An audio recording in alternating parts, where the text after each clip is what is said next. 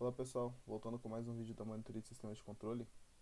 E hoje a gente vai continuar no capítulo 8, só que diferentemente das últimas aulas, a gente vai tomar uma abordagem muito diferente, porque ela vai ser uma aula mais expositiva, vai ser menos densa, porque as últimas aulas foram bem densas e com muito conteúdo, e é interessante que esse conteúdo já está todo no Nice, entendeu? Então a gente vai tentar uma abordagem diferente para que fique mais intuitivo e que consiga trazer uma visão diferente do conteúdo e como nosso sistema de controle vai se comportar dentro do lugar geométrico das raízes, para que fique mais fácil de entender. Então a gente vai estar utilizando o software MATLAB e eu vou estar disponibilizando o código para vocês, provavelmente na descrição ou em um link, para ficar mais fácil de a gente entender e ver como a gente calcula as coisas afetam a nossa FDT ou o nosso sistema em geral. Então, continuando, eu vou eu acabei fazendo uma pesquisa dentro do MATLAB. Ele já tem essa função RLOCUS para sistemas de controle. Então é um código muito simples onde a gente consegue obter e eu vou utilizar alguns exemplos do livro. Porque para ficar mais intuitivo, como o livro nos dá algumas respostas, eu vou utilizar ele para que a gente consiga ver, como por exemplo, a gente tem a função da figura 8.13 ou qualquer figura. Da 8.1, vamos supor, esse sistema aqui, ele pede para que a gente execute ele de maneira manual, fazendo as contas, e isso a gente não está entendendo como o nosso ganho vai afetar o nosso lugar geométrico, porque primeiramente a gente vai ter uma variação do lugar geométrico de acordo com o ganho. Então, é interessante a gente jogar essa função no MATLAB. Então, o que a gente vai fazer? A gente vai manipular essa equação. Ele, dentro desse software, a gente tem que, desculpa, nesse software aqui, ele vai fazer a variação do ganho. Então, o que a gente tem que colocar no nosso sistema? A nossa G de S, H de S, que o ganho ele já vai estar multiplicado como um amplificador que pode ser visto aqui, e ele vai alterar a amplificação ou o nosso ganho para que o nosso sistema se altere. Então, a gente tem aqui, como é através do MATLAB, a gente vai ter um no numerador e 10 e no denominador. Então a gente vai executar esse código aqui. Executando ele, a gente coloca 1 no numerador e 10 e 1 com espaço para que fique a matriz no denominador. Com isso a gente consegue plotar o lugar geométrico das raízes através do MATLAB, que saiu por aqui.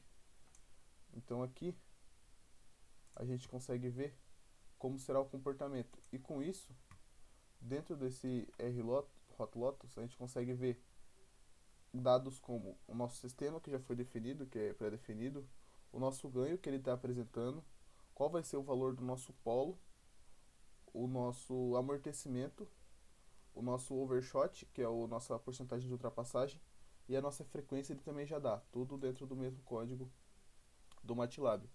Então a gente sabe que para quando a gente tiver um ganho igual a 24, acho que 25, a gente vai ter os nossos dois lugares geométricos da raiz se encontrando e posteriormente um vai para cima e outro vai para baixo.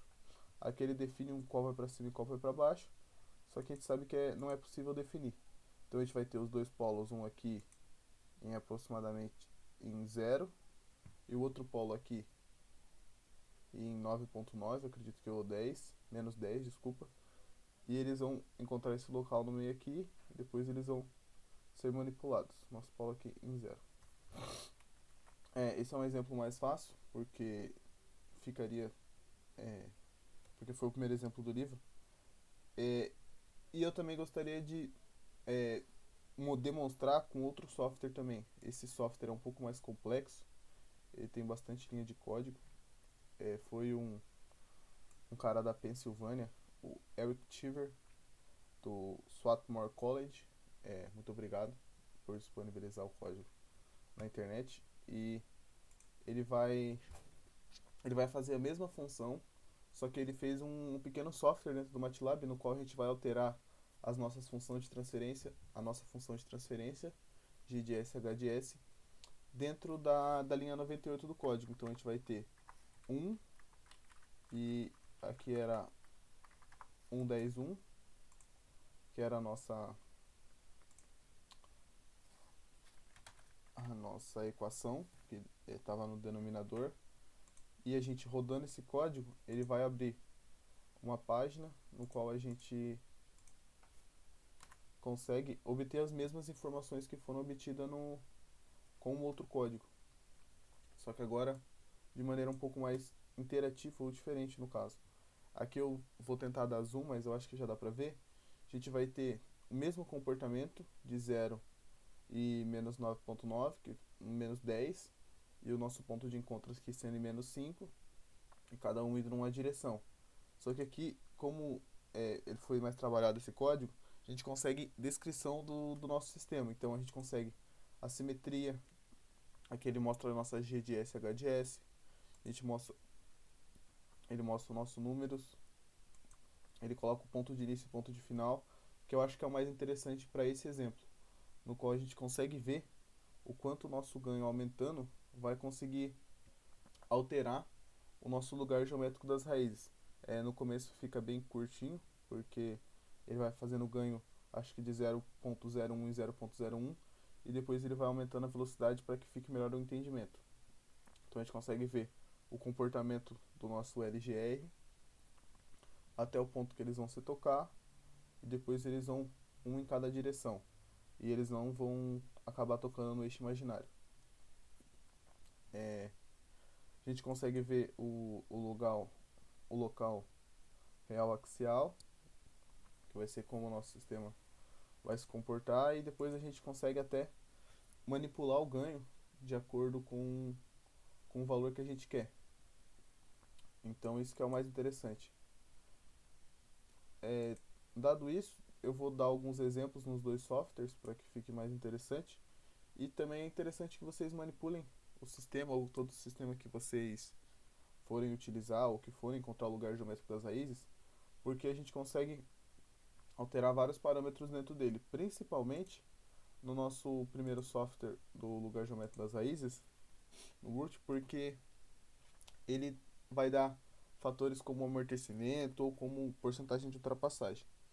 Eu acabei tirando do exercício 8.3 outro sistema no qual a gente vai ter a nossa GDS HDS como sendo 1 sobre S mais 2 que multiplica S mais 4 que multiplica S mais 6. Fazendo a distributiva, a gente vai obter o nosso sistema do tipo 1 sobre S ao cubo mais 12S quadrado mais 56S mais 72. E a gente jogando no nosso sistema de root, a gente consegue, de lugar geométrico das raízes, a gente consegue fazer de novo a mesma plotagem que foi feita, só que agora com outros dados para serem obtidos, como aqui a gente consegue, a gente vê que a gente tem 3 polos, a gente vai encontrar uma assíntota provavelmente por aqui, e a gente vai conseguir ver que os nossos dados, que eles vão ter um zero no menos infinito e outro zero no mais infinito. Então a gente consegue ver, por exemplo, como aqui, o nosso ganho de 15.1, o nosso polo vai ser menos 4,49 real mais 2,96 imaginário. A gente vai ter um amortecimento de 0,835 e uma ultrapassagem de 84,3% e uma frequência de 5,38 Rad por segundo, que são dados que a gente já conseguiu calcular no capítulo 4, e a gente vê que é um sistema subamortecido, e esse sistema subamortecido vai ter esse comportamento. Também a gente consegue ver que ele vai se deslocar até o ponto que ele vai ser marginalmente amortecido, que vai ser nesse ponto por aqui. Só que agora a caixinha não está deixando, que vai ser por aqui. Ele vai ser marginalmente amortecido, provavelmente com um ganho de 602, 608, algo do tipo.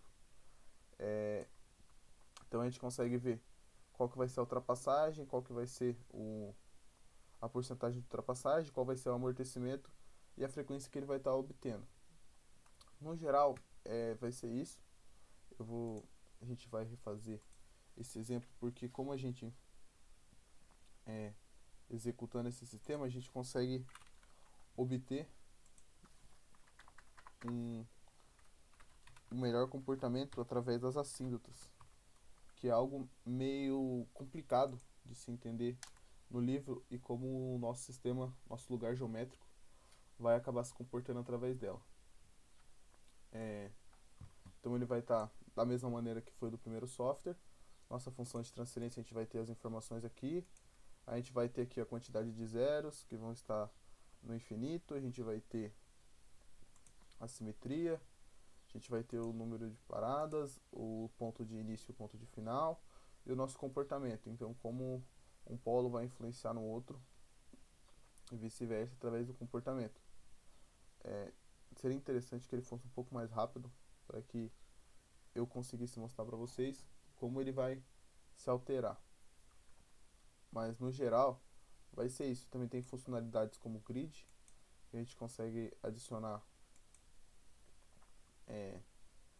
marcações para a gente calcular manualmente o nosso lugar geométrico das raízes, que o livro pede para a gente fazer a ligação dos pontos, dos polos e fazer toda essa manipulação. E fica isso. A gente vai conseguir encontrar assíntotas, vai conseguir encontrar lugar imaginário, o ponto do lugar imaginário, e a determinação do ganho e a determinação do foco. Aqui ele já conseguiu fazer o nosso ganho quase tender a infinito. Eu não sei até qual valor foi determinado para que ele defina como infinito.